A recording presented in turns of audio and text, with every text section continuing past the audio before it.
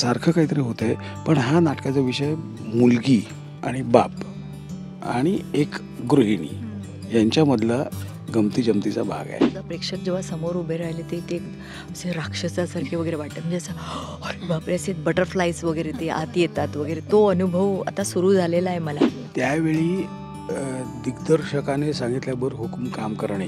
मी प्रश्न विचारायचो नाही, पण ही पहिल्यापासून प्रश्न विचारत होती. ही म्हणजे 86ला पण प्रश्न विचारले, आत्ताही 2022ला पण प्रश्न विचारले की हे काय आणि कसं आणि कधी. संकर्षणपेक्षा मी प्रशांतला खूप भंडावून सोडते. अरे हे असंच काय, कधी कधी आमचे थोडेसे वादविवाद, म्हणजे चांगले वादविवाद होतात. तिने आजपर्यंत अशा पद्धतीची कॉमेडी केलेली नाही आहे, त्यामुळे वर्षा आपल्याला नवीन बघायला मिळणार आहे. ॲडिशन मी घेतो, पण समोरच्या को आर्टिस्टचा जो क्यू आहे तो मी तसाच ठेवतो. क्यूच्या आधी ॲडिशन घेतो, त्यामुळे क्यू तसाच मिळतो, त्यामुळे कोणी काळजी करायचं काही कारण नाही. त्यावर मी भांडते त्याच्याशी. तो माझ्याकडे वक्र दृष्टीने त्याची वक्र दृष्टी असते माझ्या डायलॉगवर. म्हटलं अरे तू घेतोस, मला दे ना ते. तिला कुठेही पाठवू शकतात. जरा आईसाहेब जरा मलेशियाला गेलेले आहेत, आईसाहेब महिन्याभरासाठी. हे असं करू नको रे.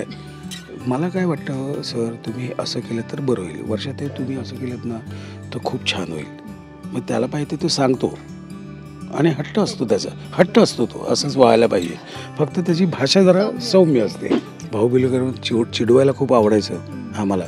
आमच्या नाटकात नितीन माने, जी गॅ समीर राणे, ती जी गँग होती ब्रह्मचारीमध्ये, हे जे आमचे 3 म्हातारे होते ना, त्यांना खूप छळायचे. ते गडकरीच्या दरवाज्यावर हात ओढा असं लिहिलं होतं.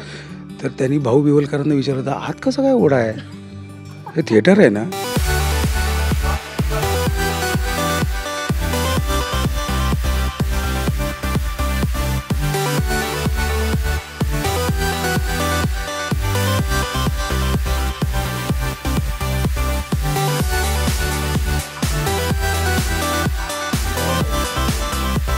नमस्कार, मी दीपाली म्हात्रे. लोकमत फिल्मीमध्ये तुम्हा सगळ्यांचं मनापासून स्वागत आहे.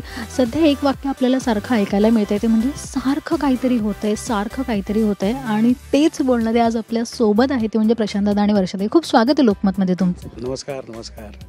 जसं आपण म्हटलं तसं सारखं काहीतरी होतं आहे. नेमकं काय होते प्रेक्षकांना आता खूप उत्सुकता आहे, कारण नाटक भेटीला येणार आहे आणि अर्थात वर्षाताई आणि तुम्ही काहीतरी कॉमेडी ह्युमर धम्माल असणार आहे.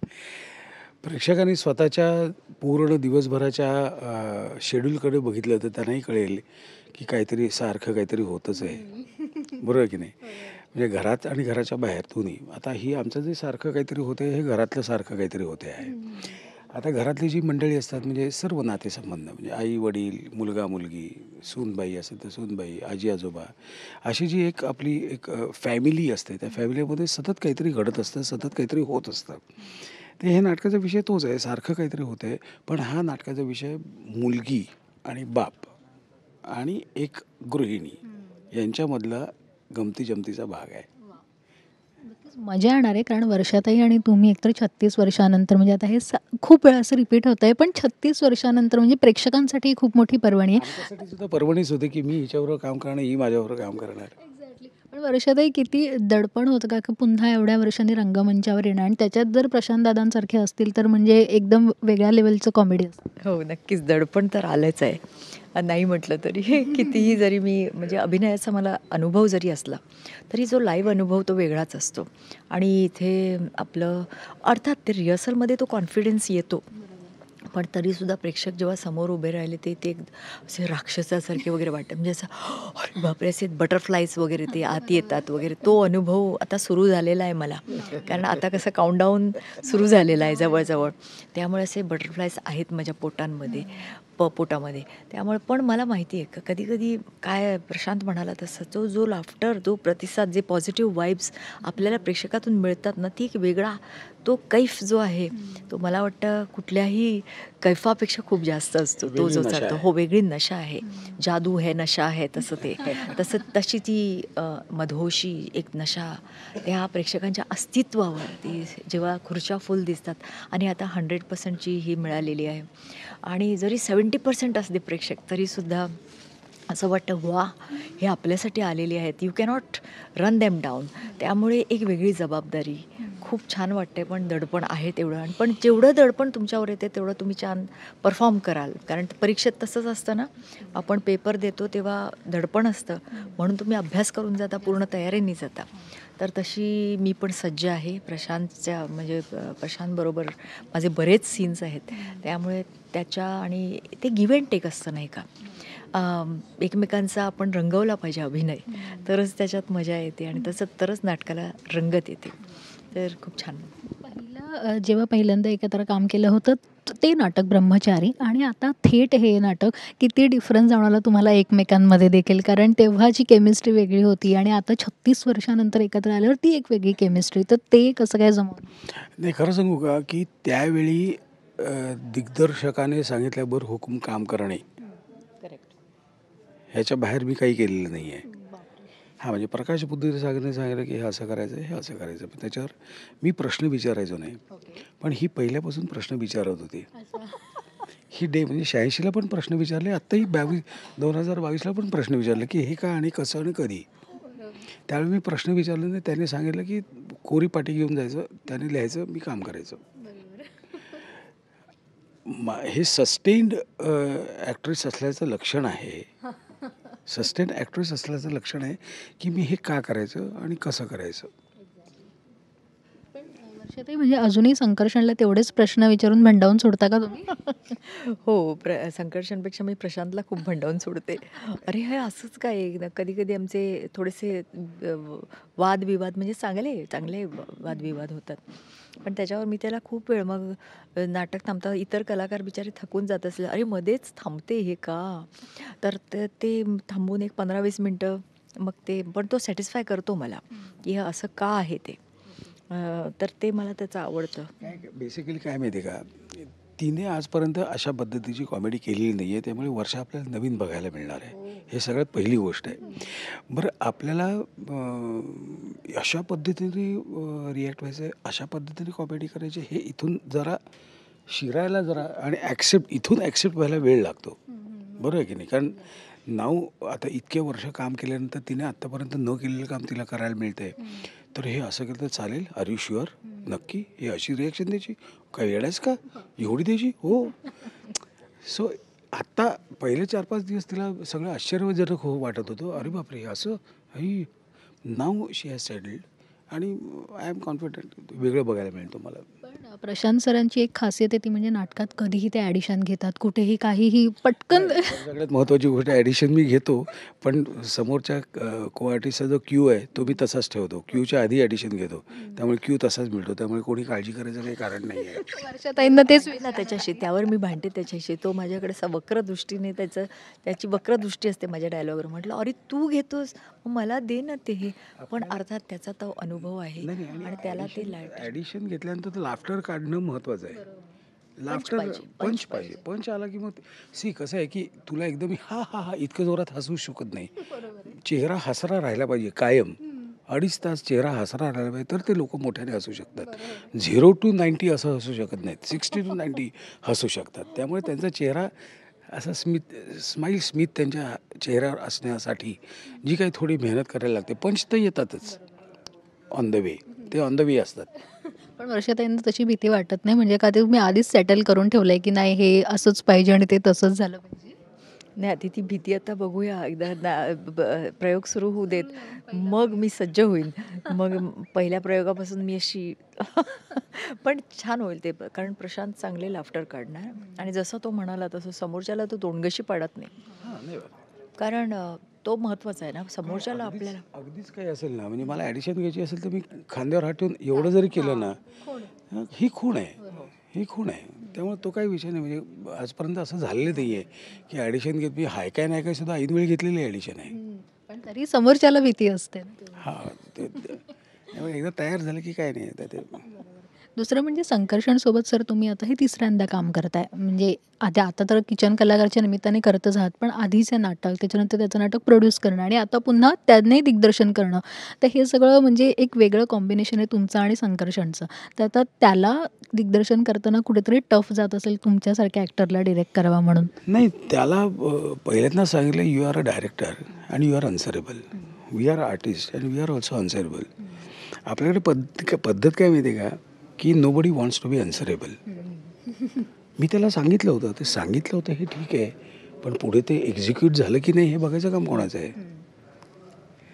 बरोबर आहे की नाही. मराठी नाटक इंडस्ट्रीमध्ये आन्सरेबल जेव्हा आपण एकमेकांना होऊ ना, म्हणजे basically internal answerable and we all 22 people are answerable to the audience, हे जेव्हा घडेल त्यावेळी व्यवस्थित सगळं होईल. आणि माझ्या बाबतीत म्हणायचं झालं तर Sankarshan is answerable to audience.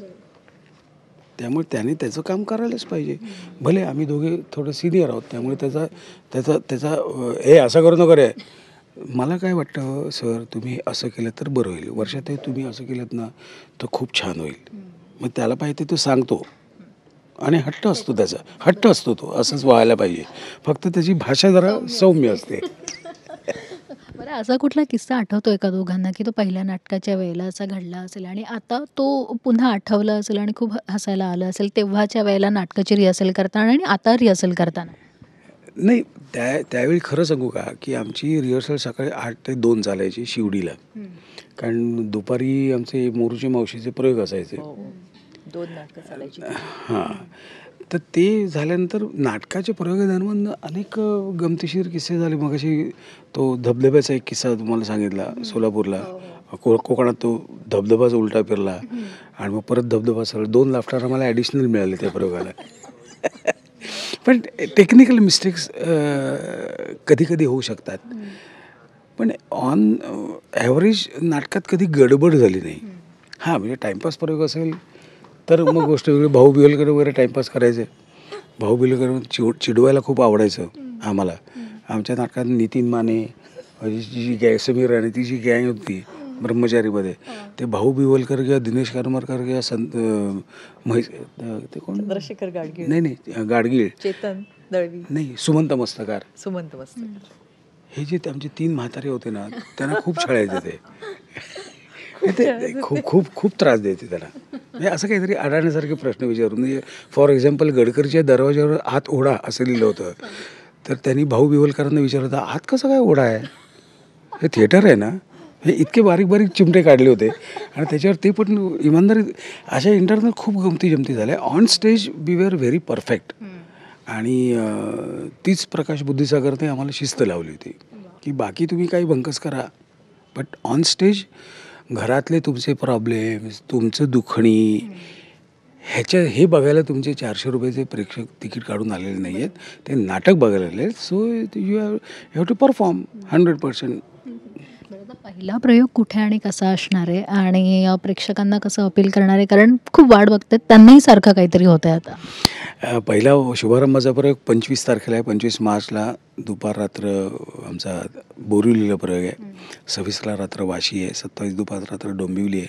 बरं, आनंदाची आणि खूप खुशीची गोष्ट अशी आहे की 25 मार्चचा जो प्रयोग आहे तो आधी खरं मी एकच प्रयोग करणार होतो, पण एका प्रयोगाला खूप उत्तम प्रतिसाद मिळाला, त्यामुळे आज दुसरा प्रयोग पण मी अनाऊन्स केला.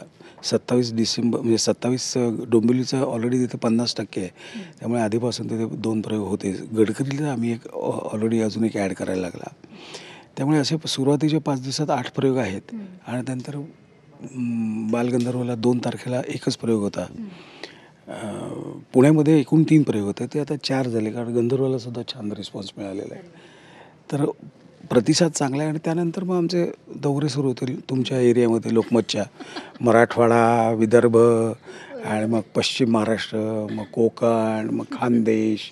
12 जूनच्या आत सगळे दौरे संपवायचे, पाऊस याच्या आत. इंडियाच्या बाहेरचे पण दौरे लवकरच इंडियाच्या बाहेर आमचा पहिला दौरा आहे 18-19 जून. तिथे मी मिनी नाट्य महोत्सव करतो आहे. त्यामध्ये हे एक नाटक आहे, सारखं काहीतरी होतं आहे, आणि दुसरं नाटक आहे तू म्हणशील तसं. मागच्या वर्षी मी एका लग्नाची पुढची गोष्ट आणि दादा एक गुड न्यूज केलं होतं. यावर्षी ही 2 नाटकं आहेत. त्यानंतर आमचा ऑस्ट्रेलिया दौरा आहे 1, 2, 3 जुलैला. त्यानंतर येताना बहुतेक सिंगापूर करू. त्यानंतर BMMला बहुतेक जाऊ, अजून BMMचं P3 विसाचं काय कळलेलं नाही आहे. त्यानंतर मग कॅनडा, US आहे. त्यानंतर मग टोकियो आहे. मग ते पूर्ण रांग आहे आणि फुल शेड्यूलातून आत्तापासूनच पॅक आहे पूर्ण. मी आज वर्षाताईंना तेच म्हणणार होते, मालिका आणि आता हे दौरे कसं मॅनेज करणार आहे? मालिकावाले काहीही करू शकतात, तिला कुठेही पाठवू शकतात. जरा आईसाहेब ते जरा मलेशियाला गेलेले आहेत आईसाहेब महिन्याभरासाठी. वर्षाताई काय डोक्यात म्हणजे एवढं सगळं प्लॅनिंग माझ्या मते तिला प्रॉब्लेम फक्त कॅनडा आणि US लाच येईल, कारण तिथे गेल्यानंतर काय 8 दिवसात आपण येऊ शकत नाही. हां, त्यामुळे तिथे जरा प्रॉब्लेम येईल, पण डेफिनेटली शी कॅन बघू मॅनेज. आता आजपर्यंत चॅनलनी मला सांभाळून घेतलं आहे, तर चॅनल आणि प्रोडक्शन मला शी विल मॅनेज. मी प्रोडक्शनवाल्यांशी बोलीन, काही प्रश्न नाही. ते होईल असं मला वाटतं. ग्रेट. खूप सारे लाईनअप्स आहेत. भरपूर शुभेच्छा तुम्हाला पहिल्या प्रयोगासाठी आणि पुढच्या सगळ्या वाटचालीसाठी. Thank you so much. आणि लोकमतच्या सर्व रसिक प्रेक्षकांना माझ्या मनापासून धन्यवाद देतो की आजपर्यंत तुम्ही जशी साथ दिलीत तशीच साथ याही नाटकाला द्या, कारण एक वेगळं आकर्षण आहे माझ्या बाजूला, आणि प्लस नाटक उत्तम आहेच, तो काही प्रश्नच नाही. धन्यवाद.